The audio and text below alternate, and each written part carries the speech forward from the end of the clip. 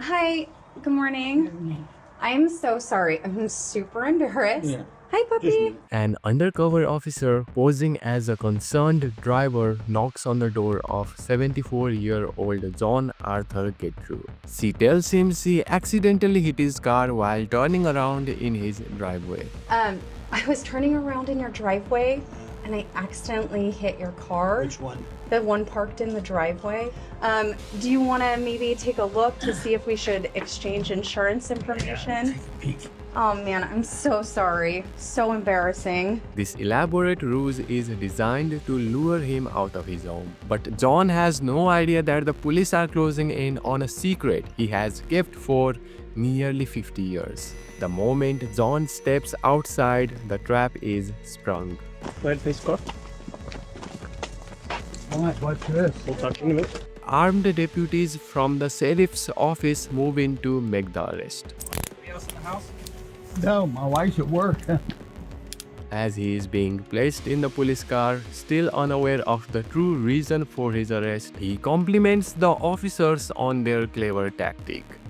Good line for coming out of the house, get that guy out of the house. The real reason for his arrest dates back to 1973. Cold case investigators in Santa Clara County had reopened the 45-year-old unsolved murder of a young woman. Using modern DNA technology and public genealogy databases, they were able to trace the killer's DNA directly to one man, John Getreu. Once in the interrogation room, investigators begin to question him, but they don't start with the 1973 murder. Instead, they ask him about his past. Just confirm your name. Your full name is John Arthur Getreu. Getreu? Getreu. Okay. Were you ever in the military? No. No. Have you ever been arrested in the past? No. He initially denies ever being arrested until the investigator mentions a specific incident in Germany. Now, you mentioned that he had never been arrested. And I found out something happened in Germany. Okay. Can you tell me about I that? was arrested in Germany. Okay, what happened with that? Can you tell me about that? I was accused of murder. The first case involved 15-year-old Margaret Williams, who was murdered in 1963 while John was stationed in West Germany. Do you remember what happened No. with this young female? No. No? I didn't even know her. How did they tie you to this body? How did they connect you to this body? Somebody had seen me,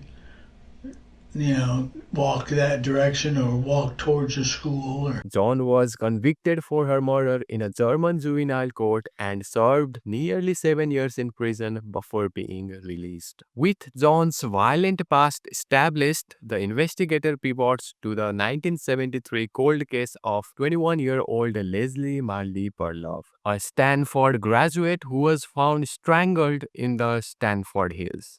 And then at some point, there was another accusation against you about a sexual assault from the Palo Alto Police Department? Palo Alto Police Department. Okay. That's when I was the leader of an Explorer post. Okay. Can you tell me about what happened there? Nothing. When shown her picture, John denies knowing her, but makes a crucial mistake. You ever see this young lady? No, who's that? She's cute anyway. Yeah, very. That would be very cute. she'd be about 18 years old, I guess. Okay. At Stanford, Stanford graduate, yeah. But that's it, I don't even recognize her. The investigator points out that he couldn't have known she was a Stanford graduate unless he knew her. He is then confronted with the irrefutable evidence. His DNA was found under Leslie's fingernails. How do you think your DNA would be on a person? Don't know. You don't know? As the investigators press harder, revealing they know about another murder victim from 1974, Janet Taylor, whose DNA was also a match, John's story begins to unravel. It's not an accident that your DNA got there.